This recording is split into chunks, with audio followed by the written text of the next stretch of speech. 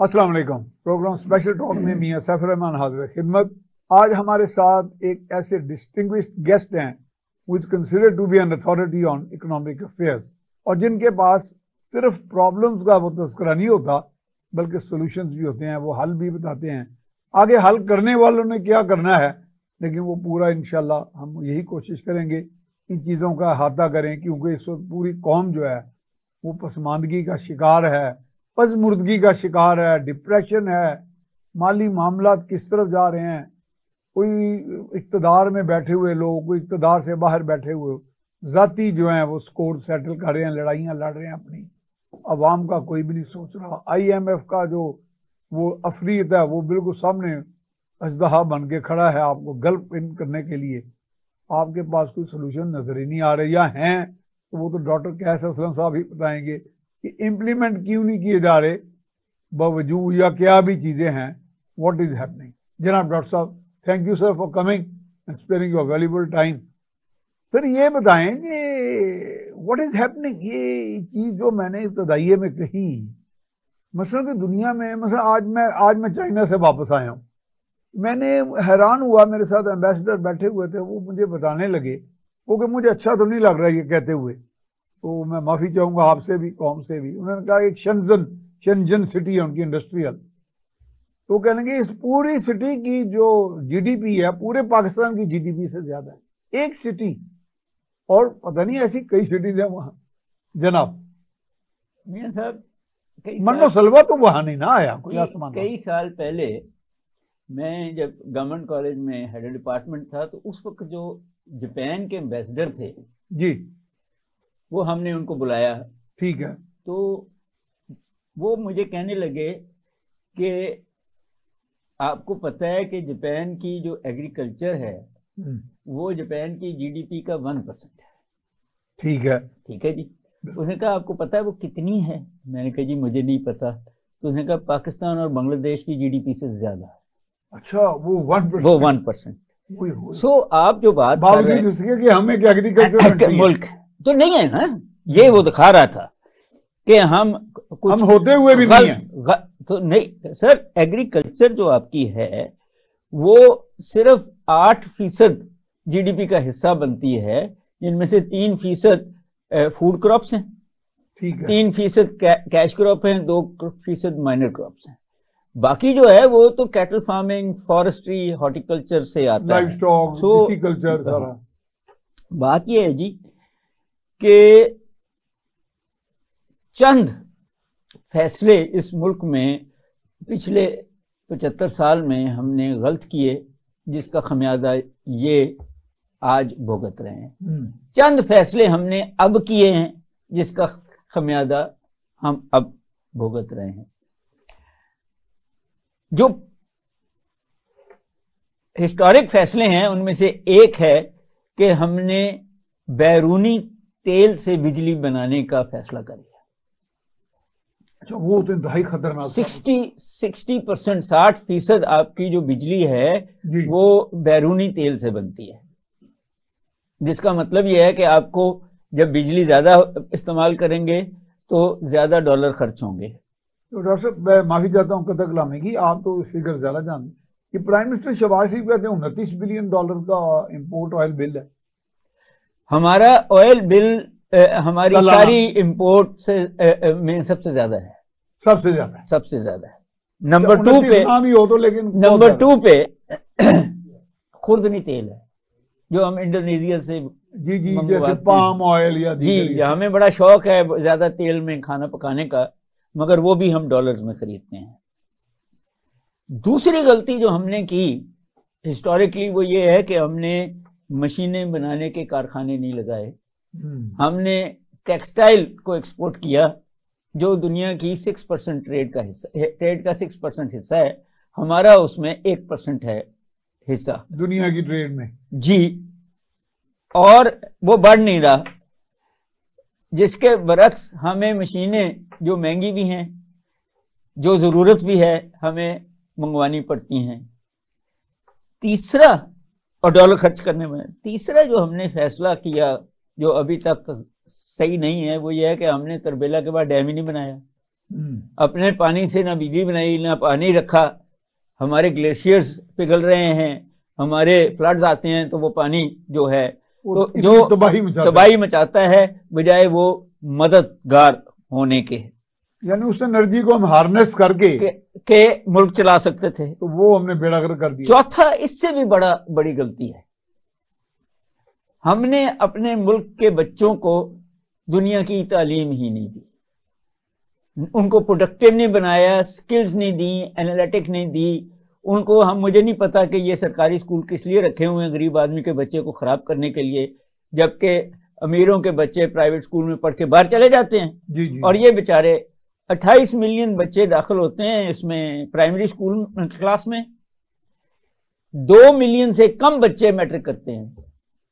بڑی افسوسناک فگرز ہیں, اور وہ بھی ایسا میٹرک جو آج دنیا کی تعلیم سے پیچھے ہے, وہ کمپیٹیبل ہی نہیں.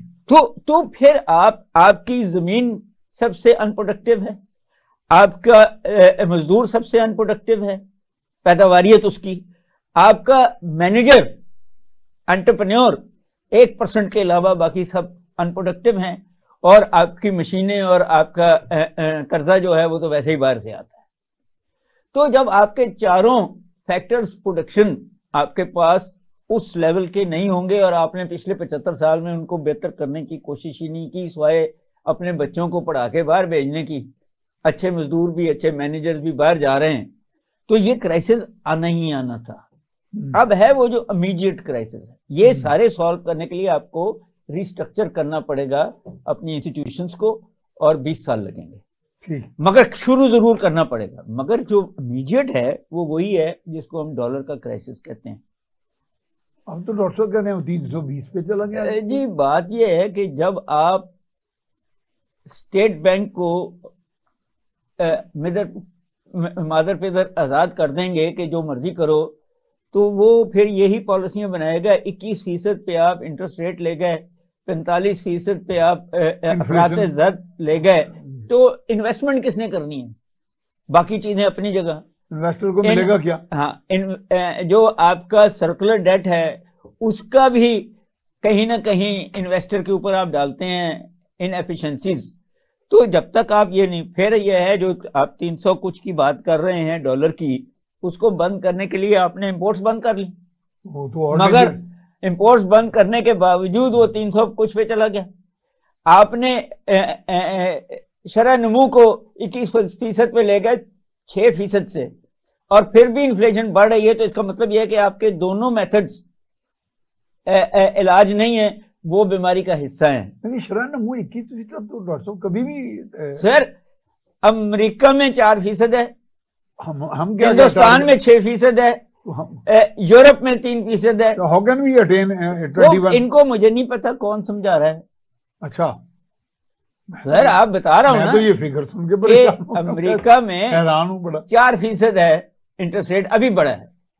یورپ کا 3% ہے. جاپان میں ہمیشہ سے -1 ہے, -1 ہے. اور جو ہندوستان کا 6% ہے.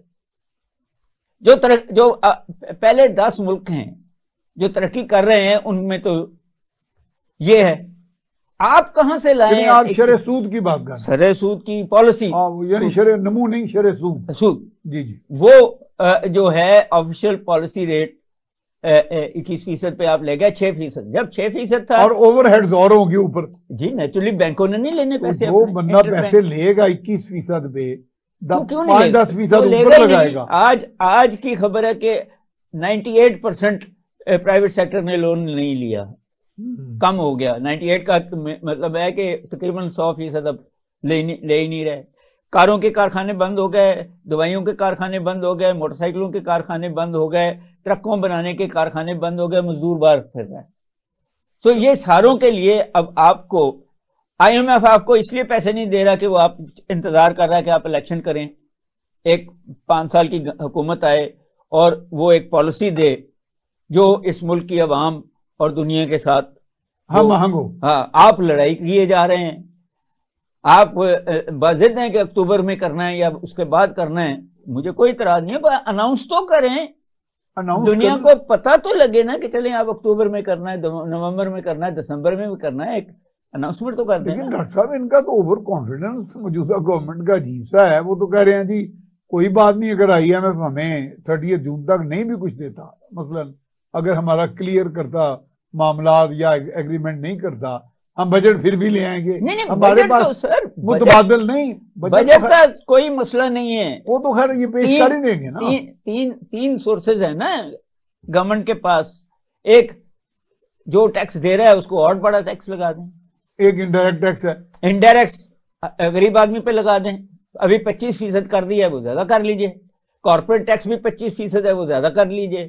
دوسرا آپ جو ہے وہ قرضے بینکوں سے لے رہے ہیں, آپ بانڈ چھاپ لیتے ہیں. تیسرا آپ کے پاس نوٹ چھاپنے کی مشین آپ ادا کیسے کریں گے جی, وہ اگلی حکومتیں کریں گی نا, ان کا مطلب ساڈا مسئلہ نہیں ہے. اور تیسرا آپ کے پاس نوٹ چھاپنا ہے جو بھی مہنگائی کرے گا. تو بجٹ تو آ جائے گا. سوال اور ہے کہ کیا جہاں معیشت نہیں چل رہی وہاں لوگوں کے پاس ٹیکس دینے کی سکت کہاں پہ ہے؟ نہیں ہے. آپ کا اگر 25,000 روپے منیمم ویج ہے تو 833 روپے بنتی ہے. چلیں آپ 30,000 کر لیں تو وہ 1,000 روپیہ ہے. 1000 یعنی ڈالر, روپیہ روز کا. جی. اب 833 یا 1,000 روپے پہ اگر روٹی 25 روپے ہے اور 10 لوگ ہیں اور 2-3 وقت کی کھاتے ہیں تو 20,000 تو صرف ان کو روٹیوں پہ چاہیے. آپ پیٹرول 2 لیٹر اپنی موٹر سائیکل میں ڈالیں تو یہ 833 پورے ہو جاتے ہیں. تو اور اگر گھر بھی کرائے پہ ہے, جی کرائے پہ ہے, بچوں کو اسکول جانا ہے, آپ نے صابن خریدنا ہے, آپ نے مرچیں خریدنی ہیں, آپ نے کبھی کپڑا لتا بھی لینا ہے, خواتین کے اپنے مسئلے ہوتے ہیں. بالکل. تو اس کے اندر پھر لوگ ایک دوسرے کو گھروں میں مارتے ہیں, پیٹتے ہیں, چوریاں کرتے ہیں, لوٹتے ہیں, فراڈ کرتے ہیں. وہ سارا آپ معاشرے کو خراب کر رہے ہیں, ٹیررزم اپنے ساتھ دے رہے ہیں اس مشکل معاشی پالیسی کے ساتھ. آپ کو چاہیے کہ فورن ٹیکس جو ہے انڈائریکٹ ٹیکس وہ 6% یا 7% پہ لے کے آئیں تاکہ لوگوں کے پاس کچھ پیسے بچیں, آپ کو سیونگ ہو ان کی. آپ کو چاہیے کہ جو آپ کے دوست ہیں امیر لوگ جن کے 8-8 10-10 گھر ہیں یا زمینیں رکھی ہوئی ہیں ان کو کوئی سبسٹینشل ٹیکس لگائیں. آپ نہ پوچھیں وہ کہاں سے آیا ہے, ایمنسٹی دے دی تھی. یہ لارج ٹیکس پیئر یونٹ انہوں نے اتنا بڑا بنایا ہوا ہے, بظاہر تو وہ لارج, ہمارے ملک میں یہ جتنا مشکل کر دیتے ہیں اتنا زیادہ آسان ہو جاتا ہے کھانا کا پیسہ. آپ یہ ملک سمگلنگ پہ چل رہا ہے, ٹھیک ہے, میں نہیں کہوں گا کہ ڈرگ سمگلنگ پہ چل رہا ہے, یہ منی لانڈرنگ پہ چل رہا ہے. حالانکہ FATF کو ہم دکھاتے ہیں کہ منی لانڈرنگ نہیں ہے. یہ ملک جو ہے وہ ٹیکس پیئر کے پیسے کو خرد برد کرنے پہ چل رہا ہے. تو جب تک آپ وہ جو ٹیکس ہے اس کے پیسے سے جو سرکاری افسر ہے کہ اس کی تنخواہ اور پیسہ ہے وہ لوگوں کو مراتے نہیں دیتا, قانونیت نہیں دیتا, لا اینڈ آرڈر نہیں دیتا, ہاں جی, تو لوگ کیسے یقین کریں کہ حکومت انہیں کی ہے؟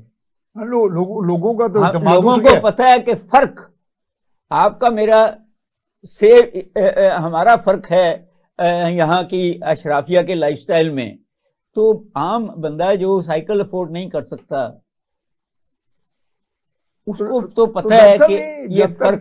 ٹیکس کولیکٹر کی ڈسکریشن جو ہے وہ یا اسیسمنٹ کی جو ڈسکریشن یا کب ہے پاور وہ کچھ ڈیجیٹلائز اگر ہو جائے اسی طرح, تو میرا خیال ہے کہ اگر وہ پرسنل وم اس کی نکل جائے تو شاید وہ کرپشن کا ایلیمنٹ کم ہو جائے. میں یہ نہیں کہتا ہوں ختم ہو جائے. جی ایسے ہی ہے جب آپ ہیومن ایلیمنٹ کو باہر نکال دیتے ہیں جی تو کرپشن کم ہو جاتی ہے.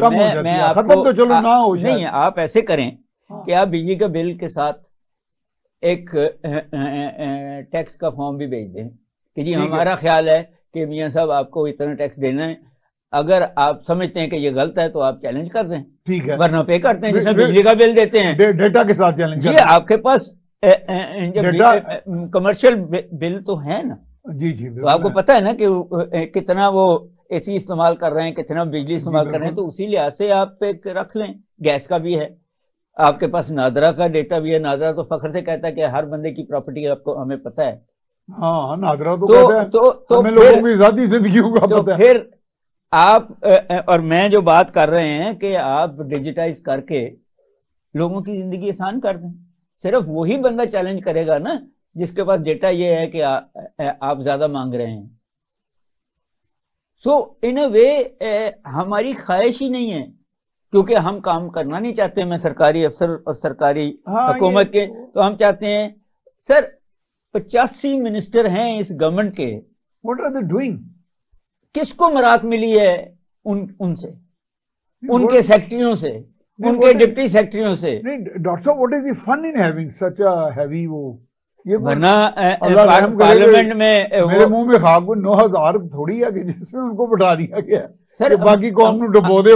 یونائٹڈ اسٹیٹس آف امریکہ 9 منسٹروں سے چلتا ہے یا 8 منسٹروں سے چلتا ہے. ایگزیکٹلی ساری دنیا میں ایسی ہے. تو اس کا مطلب یہی ہے نا کہ ہمارے پہ ہماری حکومتیں بوجھ ہیں.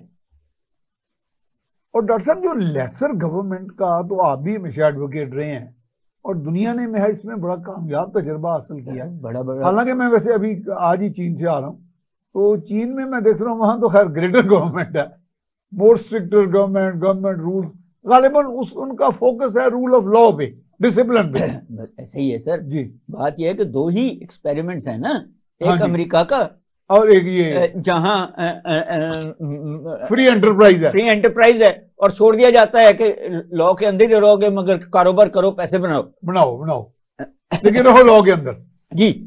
اور یا چین کا ہے کہ ساری اتھارٹی گورنمنٹ کے پاس ہے مگر لوگوں کو فیسیلیٹیٹ ہوگا.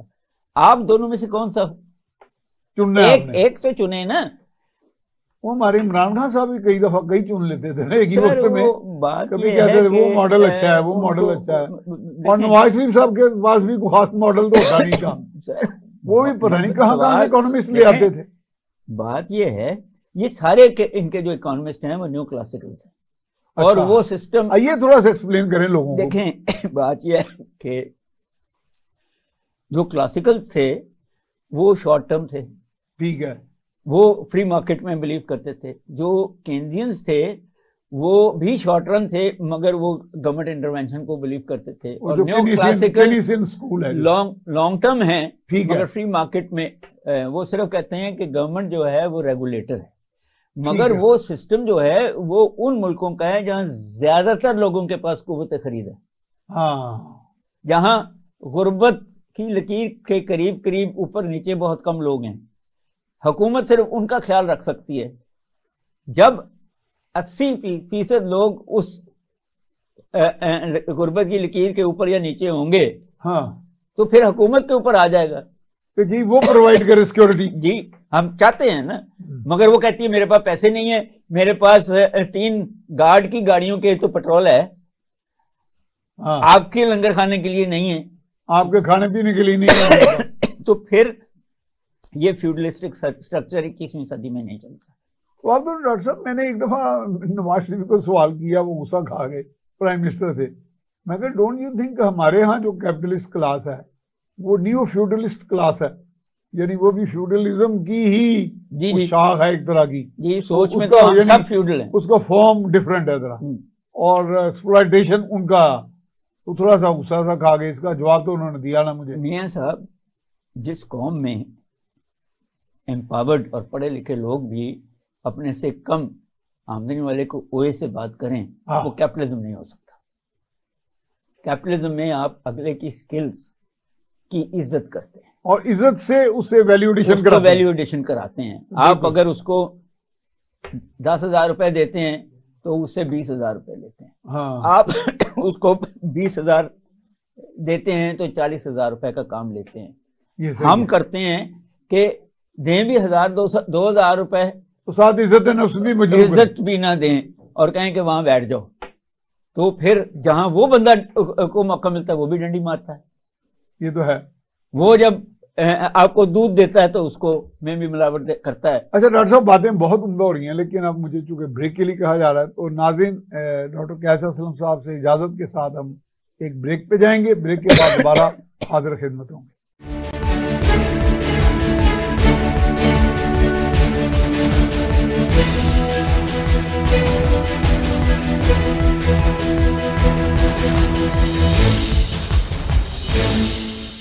بریک کے بعد ہم آپ کو خوش آمدید کہتے ہیں. جی ڈاکٹر صاحب بڑا ماشاءاللہ آپ نے اچھے انداز میں وہ جو کلاسیکل جو کلاس تھی اور نیو کلاسکس کا بتایا گیا کہ کلاسکس کلاس تو ہمارے ہاں چلی گئی یہ، لیکن جو کینیسٹین اکانومی کا جو ایک تھیوری تھی جس میں کہا گیا کہ گورنمنٹ انٹرونشن ہونی چاہیے، لیکن کیونکہ کسی سٹیج پر یہ بھی نہ ہو کہ ایک پسماندہ طبقہ بالکل ہی نیچے چلا جائے. ہمارے ہاں اب آپ کیا سولوشنز سجیسٹ کریں گے؟ کہاں جائیں ہم؟ مطلب I mean where should the people go? لوگ کہاں جائیں؟ کہ اگر ابھی سے نئے سولوشنز کی طرف 21ویں صدی کے سولوشن کی طرف حکومتیں نہیں جائیں گی جی پولیٹیکلی تو یہ لڑائی ختم کرنی چاہیے، الیکشن اناؤنس کرنا چاہیے، اور زیادہ امپورٹنٹ ہے کہ لوکل باڈیز کو فعال کرتے ہیں.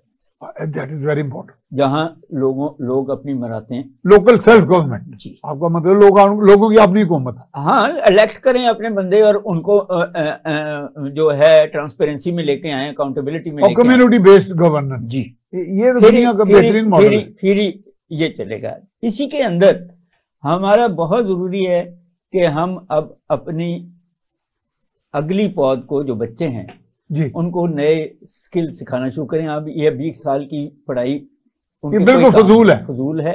جو پڑھنا چاہتا ہے پڑھے.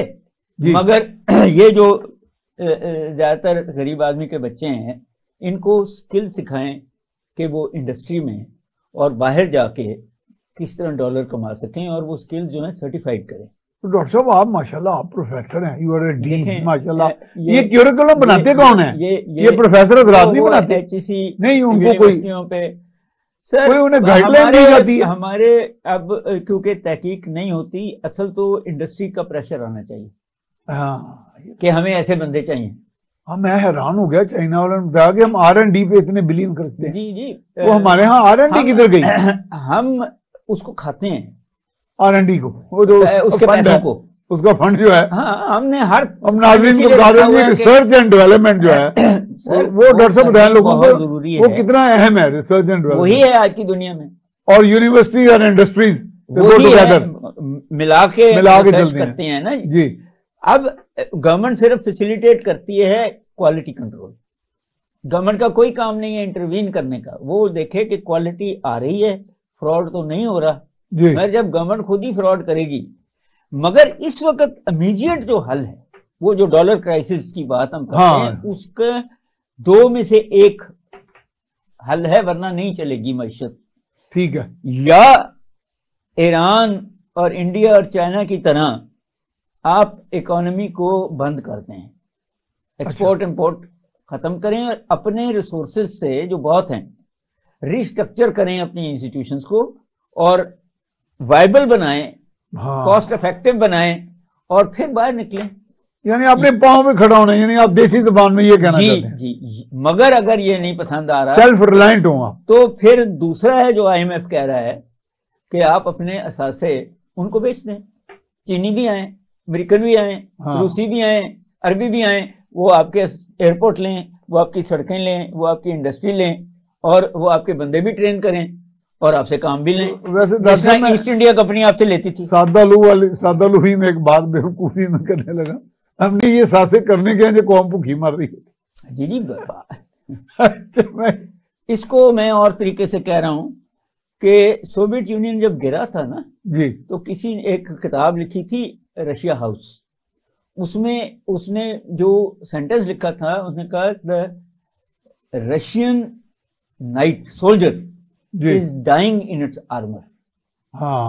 ہمارا بھی ایسے ہی ہے کہ ہم نے دیواریں گیریزن سٹیٹ تو بنا دی، دیواریں تو کھڑی کر دی ہم نے یہ سارا، مگر اس کے اندر جن لوگوں کے لیے کھڑی کی وہ مر رہے ہیں بھوک سے، افلاس سے، ان کے بچے مر رہے ہیں، ڈپریشن کا بھی شکار ہیں وہ. جی اب تو بیمار ہو گئے. سو جن کے لیے یہ تلواریں کھڑی کی تھیں ان کو زندہ رکھنا بہت ضروری ہے. یہ آپ دیکھیے کہ پرپسفل تھا یا نہیں پرپسفل تھا. 9 مئی کا جو واقعہ ہے لوگوں کا غصہ تو تھا نا, اصل غصہ تو حکومت پہ تھا کہ جی مہنگائی ہو گئی ہے, مل نہیں رہا, کہیں نکل گیا. تو جہاں ان کو وہ ملا, سمبل ملا حکومت کا, انہوں نے اس کو جو بھی اسٹیٹ کا سمبل ملا اس کو انہوں نے جی ہٹ کیا. آپ کو پتہ ہونا چاہیے تھا کہ آپ قوم کو وہاں تک نہ پہنچائیں جہاں ان کے غصے جو ہیں. آج تو ان جگہوں پہ نکلے ہیں, کل اگر آپ کے پارلیمنٹ ہاؤس پہ اور آپ کے ایم این اے کے گھروں پہ اگر ان کا غصہ نکلنا شروع ہو گیا تو آپ کدھر جائیں گے؟ لیکن ڈاکٹر صاحب وہ تو کہتے ہیں نا یہ تو عمران خان نے غصہ بھڑکایا ان کے اندر. نہیں, مہنگائی آپ کریں اور تو عمران خان چلیں اس نے چینلائز کر دیا ہوگا, یہ کہتے ہیں کہ آپ تیلی لگا دی ہوگی, اس نے تیلی لگا دی ہوگی, مگر جو پیٹرول پھینکا وہ تو آپ نے پھینکا ہے. آپ کہاں لے گئے؟ 270-80 پہ تو پیٹرول لے گئے, $300 کچھ پہ لے گئے, تو بجلی لے گئے 60 روپے یونٹ, گیس مہنگی کر دی. یہ عمران خان پہ تو نہیں ڈال سکتے. یعنی اس نے اس کو استعمال کیا ہوگا جو میں نہیں مانتا. میرا ڈاکٹر صاحب میں نے اپنا پچھلا بجلی کا بل مگر لوگ 27 روپے یونٹ. نہیں سر, وہ تو اس پلس ٹیکسز تھے. ہاں, اب سارے جو پیسہ آپ نے دینا ہے کیلکولیٹ کریں تو 30 کو تو جب ڈیوائڈ کریں تو اس یونٹس پہ تو پھر آپ کو 60 روپے یہ بن جاتا ہے, 55-60 بنتا ہے. یہ جیب سے تو اتنا ہی نکل رہا ہے نا, وہ گورنمنٹ کو جا رہا ہے یا آئی پی پی کو جا رہا ہے یا وابڈا کو جا رہا ہے, وہ ہمارا. لیکن ڈاکٹر صاحب اس میں وہ چور بھی تو شامل ہے نا, بجلی چور جو ہیں وہ بھی تو حکومت کا ہی قصور ہے. 70% بجلی حکومت چوری کرتی ہے, اسٹیٹ کے ادارے تو دیتے ہی نہیں. 20% پارلیمنٹیرینز کی جو فیکٹری ہیں وہ نہیں دیتی, اور 10% وہ غریب آدمی جس نے کنڈی لگائی ہوئی ہے. ہاں, اور باقی بھگتنے اسی ہیں. ہاں, آپ اور میں جس ملک میں آنےسٹ آدمی بل دینے والے کو سزا ملے تو وہ بھی کہے گا کہ میں کیوں دے رہا ہوں, وہ بھی چوری کی طرف مجبور ہوگا. گو کرے نہ بلا, وہ کرے گا اس کا ایمان ہے نا. ہاں, مگر مجبور تو آپ کر رہے ہیں کہ چوروں کو آپ ایمنسٹیاں دیتے ہیں, مفت گاڑیاں دیتے ہیں, مفت تیل دیتے ہیں, اور آنےسٹ کو انکم ٹیکس بھی دیتے ہیں, یہ سیلز ٹیکس بھی دیتے ہیں, اور پھر ہولڈنگ ٹیکس بھی دیتے ہیں, اور مہنگائی بھی دے رہے ہیں. اچھا ڈاکٹر صاحب, آپ کا جو بینکنگ سسٹم ہے پاکستان کا, میں مانتا ہوں یہ ٹوٹلی انڈیپینڈنٹ تو بالکل ہی نہیں ہے. یہ تو بالکل ہی ایک اتھارٹیرین سا اوپر ان کے اسٹیٹ بینک کا یا فائنانس منسٹری کا یا حکومت کا کنٹرول ہے. لیکن مثال کے طور پہ جیسے مجھے وہاں BYD فیکٹری میں گیا, وہاں ان کے بڑے بڑے جدید ماڈل, دنیا کی گاڑیاں شرما جائیں ان کے آگے, بڑی گاڑیاں, چھوٹی, اینٹی کولیجن, ہر طرح کا وہاں انہوں نے ہمیں ڈیمونسٹریشن دکھایا. تو وہاں پاکستان کے ایک بڑے انڈسٹریل دیوان یوسف بھی گئے ہوئے تھے. تو کہنے لگے جی ہمیں زیادہ ایشو آ رہا ہے 2080 کا, کہ وہ کہتے ہیں جی کہ 80 کی ایکویٹی آپ رکھیں تو 20 کا کریں تو اس پہ. تو میں نے کہا اس پہ تو وہ پاسبل نہیں ہے. میں کہا why don't you talk to the banks, they should talk to the state bank, اور وہ پھر آپ گورنمنٹ سے بھی کریں. کہتے ہیں ہم کریں. بینکس اپنے طور پہ یہ ٹیک اپ کر سکتے ہیں کوئی یہ بات؟ بینکوں نے بھی تو نظام چلانا, لیکن یہ ریٹ آف انٹرسٹ جو ہے وہ تو مار دے گا سب کو. دیکھیں بات یہ ہے کہ پرائیویٹ سیکٹر کو جب تک اپنا منافع عزیز ہوتا ہے, ہاں, آپ کا منافع عزیز نہیں وہ تو اپنے منافع پہ چلتا ہے. مگر جب آپ کی یہ بنی ہوئی ہیں security and exchange commissions, anti cartelization, competitive commission of Pakistan, state bank of Pakistan, اور اس قسم کے ادارے, ان کا کام ہی یہ ہے کہ فری مارکیٹ کو فیسیلیٹیٹ کرنا, پیسے کی ریل پیل کو, اور کہیں سے اپرچونٹیز ہیں تو ان کو فیسیلیٹیٹ کرنا. مگر پھر آپ نے جو شروع میں بات کی تھی نا کہ ہمارے ذہن میں فیوڈلسٹک جی ہے, تو جب آپ ٹائی شائی پہنا کے ینگ لڑکے کو بینک سے کہیں گے کہ جاؤ چھوٹے کاروباری کو قرضہ دے کے جاؤ, تو اس کے لیے آسان ہے بڑے کاروباری کے پاس جا کے مکمکا کرنا اور اس کو دے دینا. غریب آدمی جس کے میلے کپڑے ہیں بے شک وہ تو بینک کی خوبصورت सीढ़ियां नहीं चढ़ सकता, نہیں چڑھ जहाँ سکتا، اس میں وہ حوصلہ ہی نہیں ہے، حوصلہ ہی نہیں ہے حوصلہ ہی نہیں ہے. Sir. He is not a part of the system. میں جو سسٹم کا حصہ ہوں، ہاں میں بھی جس بینک کا میرا وہ نہیں ہے اکاؤنٹ، اس پہ جاتے ذرا تھوڑا سا گھبراتا ہوں اور دوسرے پہ چلا جاتا ہوں. تو آپ کے سارا نظام ہی خاص قسم کے طبقے کو فیسیلیٹیٹ کرنا ہے کہ کوئی فون کر دے تو اس کے گھر چلے جائیں گے. اور ڈاکٹر صاحب از اٹ اولیگارکی ہمارے ہاں؟ جی اولیگارکی کہتے ہیں اس کو. یہ ہے وہی ہے، عملاً تو ہے. جی وہی ہے کہ ہاں یہاں تھوڑا سا یہ ایسے چوری کر کے یہ براڈ بیسڈ ہے تھوڑا. ہاں ان ملکوں میں پیسے جا کے لگا دیں جو پوچھ نہیں رہے کہ یہ لیگل پیسہ ہے یا انلیگل پیسہ ہے، جو کہتے ہیں آ جائے، اور پھر جب لڑائی ہو جائے روس سے تو پھر کہیں کہ نہیں جی یہ شریف لوگ نہیں تھے. تو ابھی بھی آپ دیکھ لیں کہ کسی نے پوچھا ہے یہ جو یہاں سے ڈالر لے کے وہاں ان ملکوں میں پیسہ لے جا رہے ہیں، کسی نے ان سے پوچھا کہ یہ لیگل ہے یا انلیگل ہے؟ ڈاکٹر صاحب یہاں تو لوگ میرا خیال ہے جو منی کلاس ہے وہ تو منی ٹریل دیتی نہیں. ان آئی تھنک کنائیونس اینڈ کمپلسٹی ود جب آپ نے ٹیکس آفیشل لیبر انسپیکٹر کو اجازت ہی نہیں دی ہوئی کہ وہ فیکٹری کا دروازہ پار کر سکے، سرکاری افسر ہے، اس کو وہ حوصلہ ہی نہیں دیا نہیں اس کو منع کیا ہوا ہے اگر بھی یہ تو میری فیکٹری ہے کہ انوائرمنٹل انسپیکٹر بھی نہیں جا سکتا، لیبر انسپیکٹر بھی نہیں جا سکتا، منیمم ویج انسپیکٹر بھی نہیں جا رہے، یہ نہیں جا سکتے کیونکہ شہباز شریف نے بھی اور پھر پرویز الہی نے بھی منع کر دیا تھا کہ فیکٹریوں میں نہیں جاؤ گے. ہاں یہ شوگر انڈسٹری ہے، یہ فلاں ہے. تو نیچرلی پھر گورنمنٹ کے ادارے اسی لیے تھے نا کہ ان کی یہ گڑبڑیں پکڑنی. میں ڈاکٹر صاحب ایک دفعہ امریکہ میں نارتھ کیرولائنا گیا، وہاں ایک بہت بڑا ہیوج ملٹی ملین ڈالرز کا ایک پروجیکٹ تھا. تو وہ بتا رہے تھے کہ ہم ان کے سٹینڈرڈ کو میٹ نہیں کر پائے تو انسپیکٹر نے فیکٹری سیل کر دی. یعنی کہ وہ ملٹی ملینر پاکستان کے حساب سے وہ ارب پتی تھے. وہ ایک انسپیکٹر جو میرا خیال یہاں کے یا وہاں کے گریڈ 16 کے بھی شاید برابر نہیں تھا، اس کے پاس یہ اختیار تھا. اس نے کہا کہ وائلیشن آف دی رولز ہوئی ہے. انہوں نے بڑا کہا ادھر ادھر کیا، ایون کورٹس نے بھی انڈورس کیا اس انسپیکٹر کی اس بات کو کہ یعنی کہ یہاں پہ تو ایک مسٹرسٹ بھی تو بہت وائڈ اسپریڈ ہے. وہی بات ہے نا کہ آپ یعنی پہلے تو آدمی بڑے گھر میں رہتے ہوئے بڑی فیکٹری کا مالک، بڑی گاڑی والا، اس انسپیکٹر کو سمجھتا کیا ہے جو 17 گریڈ کا ہوگا، 16 گریڈ کا ہوگا. تو وہ کمی وہ جو پھر ہم کہہ رہے ہیں فیوڈل ماڈل، ہاں تو ہم نے ایسٹ انڈیا کمپنی کا ماڈل چلایا ہوا ہے نا ابھی بھی. ہاں وہ ہم تو وہی سے لوٹو، لندن لے جاؤ، آسٹریلیا لے جاؤ، کینیڈا لے جاؤ، امریکہ لے جاؤ، اور اگر کوئی ہمیں روکنے آئے تو ہم کہیں کہ تمہاری ضرورت کیسے، تمہیں نہیں پتا میں کون ہوں، میں کس کو فون کر سکتا ہوں. آج جو میں تمہاری بیٹی تروا سکتا ہوں، میں انسٹیٹیوشنز کی لڑائی ہے. آپ صرف پیٹی تروانے کی جو ابھی باتیں آ رہی ہیں جنہوں نے پی ٹی آئی چھوڑی ہے، ہاں ان کو تھریٹ کیا کیا تھی. ہاں بہت خطرناک. تو کانسٹیٹیوشن آف پاکستان کے تحت آپ دے سکتے ہیں کسی کو تھریٹ، کسی کی فیملی کو، کسی کی بیٹی کو، کسی کے نو سرکمسٹانس. منسٹر تھے سلمان شاہ صاحب، ہاں ان کی بیٹی جو ایک چیف آف آرمی اسٹاف کی پوتی تھی، جی اس پہ جو اس کو جو تھریٹس ہیں یا اس پہ جو ہے ان کی نواسی چیف آف آرمی. تو جب بے نظیر کا قتل آج تک نہیں پتہ لگا، ضیاء الحق کا قتل نہیں پتہ لگا یہاں، تو لیاقت علی خان تو بات یہ ہے کہ آپ اور میں کہاں بیٹھے ہیں، کیا سمجھتے ہیں. تو پھر انسپیکٹر جو ہیں وہ تو اپنی عزت بچاتے ہیں، کہتے ہیں جی کہ سانو پیسے دے دو، مکا کر لو، مگر اس سے آپ کی اکانومی نہیں چلتی، اس سے آپ کے سروسز نہیں پرووائڈ ہوتی. اور جب وہ انڈسٹری، جب وہ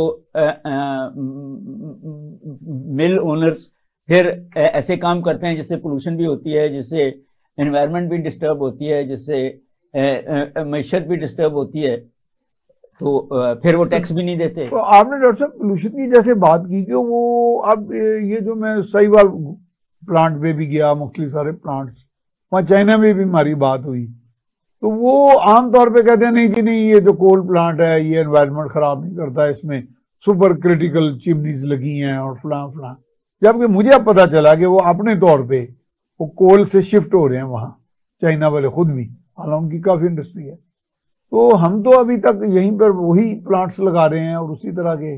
دیکھیں انوائرمنٹ بھی تو ایک ایشو ہے نا جی بہت بڑا. صاحب جب امریکہ شفٹ ہو رہا تھا تیل سے گیس کی طرف بجلی بنانے کے لیے تو ہماری حکومتوں نے ان کے وہ سیکنڈ ہینڈ پلانٹ خرید لیے جو اب ہمیں مہنگے پڑ رہے ہیں.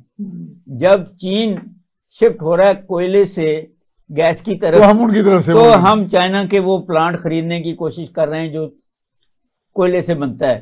ہم نے فیصلہ کیا ہوا ہے کہ دنیا جس ٹیکنالوجی کو بھی ریڈنڈنٹ کرے گی تو ہم نے اپنی قوم کو وہ زہر دینا ہے. Is it due to kickbacks؟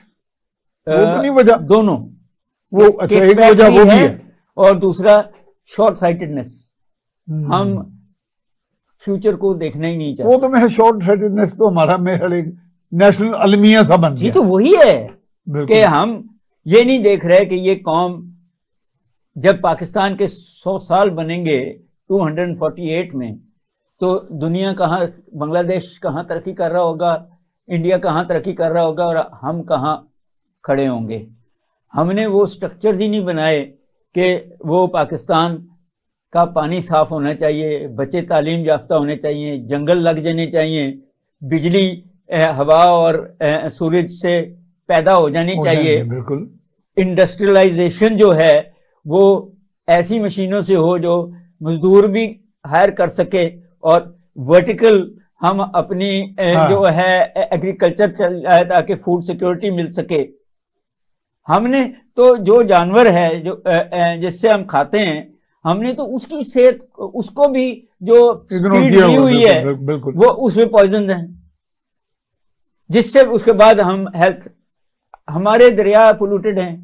تو کون سا ویژن ہے ہم نے اسلامک ریپبلک آف پاکستان میں رکھا ہوا ہے جو اگلی پود کو اگلی صدی کو 2048 تک کر کے جائیں گے اس ملک کو, جو ہمارے بچے اور ان کے بچے ہم سے یہ نہیں پوچھیں گے کہ کون سا پاکستان چھوڑ کے گئے ہیں آپ, کیا دیا ہے آپ نے. جو ہمیں قائد اعظم اور ان کے دوستوں نے ہمیں ایک ملک دیا اتنا خوبصورت, تو انہوں نے اس ملک کے ساتھ کیا کہا وہ بچے پوچھیں گے نہیں. اچھا ڈاکٹر صاحب مجھے چین ان کے بچے تو باہر چلے جائیں گے. چین میں ایمبیسڈر نے بتایا کہ پاکستان سے ہم رائس تو لے رہے ہیں اور اب ہم ملک بھی لینے لگے ہیں لیکن اسٹرکٹ کوالٹی سٹینڈرڈز ہوں گے کیونکہ ان کے پاس یہ شکایت موجود ہے کہ یہاں پہ اس میں ڈلٹریشن یا کوئی میل نیوٹریشن ٹائپ اس طرح کے انگریڈینٹس ہوتے ہیں. وہ کہتے ہیں اسٹرکٹ سٹینڈرڈز, بہت اسٹرکٹ, کہتے ہیں نو کمپرومائز. میں نے خود بھی اپنے طور پہ وہاں اگر دہی کھایا یا دودھ پیا تو میں حیران ہو گیا کہ میں ایک پنجاب کا رہنے والا بندہ جو خالص بچپن میں دیسی دودھ اور دہی کھاتے رہے ہیں اس سے بھی خالص تھا وہ. یعنی یہ سٹینڈرڈ ہے ہمارے ہاں تو پتہ نہیں وہ اپروچ ہی نہیں رہی. اس کے لیے آپ کو وہ دودھ کی فیکٹریاں اور وہ ڈیری فارمز چینیوں کو ہی دینی پڑیں گی الٹیمیٹلی. ہمارے جین میں جھوٹ بولنا اور کم تولنا اور ملاوٹ کرنی آ گئی ہے. اچھا یہ میرا خیال کوئی عادتاً ہے کوئی جینز میں حالانکہ ہر انکم میں کوئی کمی نہیں آتی. نہیں اگر آپ خالص چیز بیچیں گے بالکل بلکہ زیادہ بکے گی. میں آپ بھی میں اس پہ بلیو کرتا ہوں. بالکل زیادہ بکے گی. میں بھی بلیو کرتا ہوں کہ فرق نہیں آتا. وہ دوسری دکان سے لوگ آپ کے پاس آ جائیں گے کیونکہ ان کے بچوں کی صحت بہتر ہونی شروع ہو جائے گی. جی تو میں یہ تو ان کو بھی کہتا ہوں دودھ والوں کو کہ دودھ اگر آپ صحیح بیچیں گے تو اگر آپ 2 لاکھ روپے مہینہ کماتے ہیں 3 لاکھ کمائیں گے تو یہ آپ کے ٹھڈ کے اندر بےایمانی ٹھڈوں بےایمان ہو نا. جینس میں آ گئی نا, جینس میں آ گئی امین حاصل قوم. جی اچھا ڈاکٹر صاحب باتیں تو آپ سے میں نے بہت کرنی تھی لیکن time is over now and I think now I beg your permission. تو جناب آپ نے ماشاءاللہ ڈاکٹر قیاس اسلم صاحب کی بات سنی, سولوشن بھی ہیں اس میں, کوئی پریشانی والی بات نہیں. اتنی ریسورسز ہیں آپ کے پاس نیچرل اینڈ ہیومن, ان کو ہارنس آپ نے کرنا ہے but with an intelligent application of mind and with good intentions, نیک نیتی کے ساتھ اپنی ذات کو اپنی ذات کی زیادہ تر بالا تر نہ رکھا جائے, اس میں سیلف انٹرسٹ کو نیچے رکھا جائے, نیشنل انٹرسٹ کو سپریم رکھا جائے. اس کے ساتھ اسپیشل ٹاک سے میاں سیف الرحمان کو اجازت دیجیے. اللہ حافظ.